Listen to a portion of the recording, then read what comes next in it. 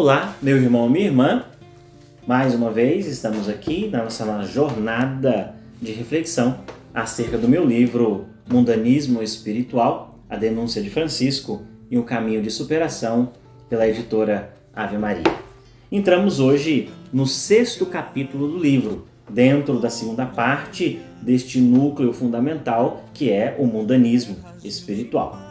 Se você ainda não viu os outros vídeos, eu convido você a ir lá, ver, ouvir, compartilhar também esses nossos momentos. E se você ainda não adquiriu o livro, entre lá no site da editora Ave Maria e você vai encontrar o livro com facilidade, tá bom? Deixe o seu like, faça o seu comentário, acione o sininho, compartilhe este momento de reflexão para o amadurecimento de fé, tanto pessoal como também de outros irmãos e irmãs.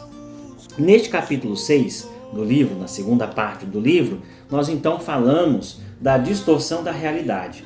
Ou seja, se o mundanismo espiritual é quando nós buscamos a glória humana ao invés da glória de Deus, é preciso então repensar o nosso caminho de fé. Por quê? Porque algo não está certo, algo não está no lugar. No caminho, no processo de conversão do qual nós entramos na nossa vida pessoal, meus irmãos e irmãs, e na nossa vida comunitária, uma das coisas importantes é tomar consciência de quem nós somos, entender que somos chamados por Deus, Deus toca o nosso coração, compreender os nossos pecados e sair deles. Não é? Então, esses elementos nos ajudam no processo de conversão. Quando nós buscamos a glória humana, o bem-estar pessoal e deixamos de lado aquilo que de fato o Evangelho nos ensina, é porque nós estamos seletivizando, nem sei se essa palavra existe, mas estamos escolhendo determinadas situações do Evangelho e deixando de lado outras porque nós não gostamos. E isto não é bom. Veja o que o Papa Francisco nos fala, ou nos falava, que eu faço uma reflexão em cima. Veja, o Papa Francisco dizia que este modo de ser, essa distorção da realidade da nossa vida de fé, ela nos impõe, ou ela esconde em nós uma aparência de religiosidade, até mesmo uma aparência de amor à igreja. As pessoas que vivem essa distorção da realidade são muitas vezes pessoas que têm um amor à igreja, que amam Jesus, porém colocam uma série de reticências. Este amor à igreja, este amor a Jesus é muito mais uma imposição para os outros do que para si, no seu caminho de conversão. Então, distorcer a realidade é muitas vezes se afastar de fato daquilo que a palavra de Deus e a igreja está nos ensinando. E isso tem uma implicação muito séria, principalmente para a catolicidade da igreja. A igreja é universal, não se esqueça disso, Se a igreja é católica, se a igreja é universal, ela vai se deparar e vai ter que se enculturar a várias realidades, no mundo inteiro, e ao mesmo tempo a unidade da fé. Então nós não podemos deixar de lado esses elementos. Por quê? Porque são elementos que nos ajudam a entender que a fé ela é dinâmica.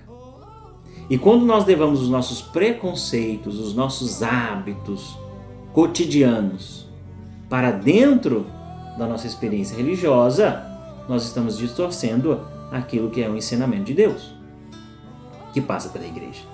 Então veja, olha o que eu digo, um trechinho do livro que eu gostaria de ler para vocês. O problema se encontra no fato de que, ao assumir um estilo de vida que requer um novo processo de conversão integral, ensinado por Jesus nos evangelhos à igreja, estes mesmos indivíduos acabam por renegar valores essenciais para a prática cristã, tais como a unidade, a catolicidade, o serviço, o amor incondicional ao próximo e tantos outros. Mascarar o comportamento religioso com uma postura por demasiada rígida com relação aos outros e exigentes com as práticas periféricas da moral cristã pode ser um meio de assumir um estilo de vida mundano dentro da igreja. Isso, na visão de Francisco, é se esconder por detrás de aparências religiosas, ou muito pior, de uma visão errônea do amor à igreja. Então, nós não podemos de modo nenhum, meus irmãos e irmãs, distorcer o conjunto da nossa vida de fé. É necessário que nós compreendamos que num caminho religioso, num caminho de espiritualidade, num caminho de formação para o reino de Deus, todos nós somos chamados a viver uma experiência. E o que nos baseia?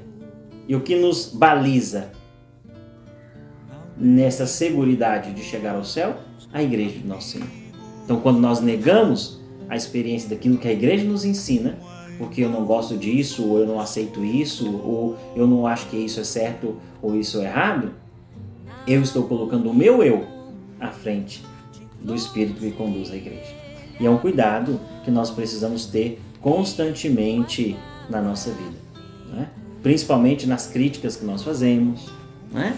A igreja não nos priva de criticar, mas nós não podemos sucumbir, não é, de modo nenhum às insídias do maligno para destruir aquilo que é obra de Deus. É preciso que a gente compreenda que determinados elementos precisam ser vividos com essencialidade. A fé, a caridade, a esperança, não é? E outras situações, elas podem ser mudadas conforme a circunstância e o discernimento da igreja, sempre dela, tá bom? Para nos manter num caminho reto e seguro. Então, leia esse capítulo 6, né? Espero que você compreenda de verdade, né, que a glória que precisa ser louvada é a de Deus e não a nossa, tá bom? Mais uma vez, compartilhe, comente, acione o sininho, né, e leve essa palavra a tantos outros corações. Que Deus abençoe, que Nossa Senhora te guarde. Em nome do Pai, do Filho e do Espírito Santo.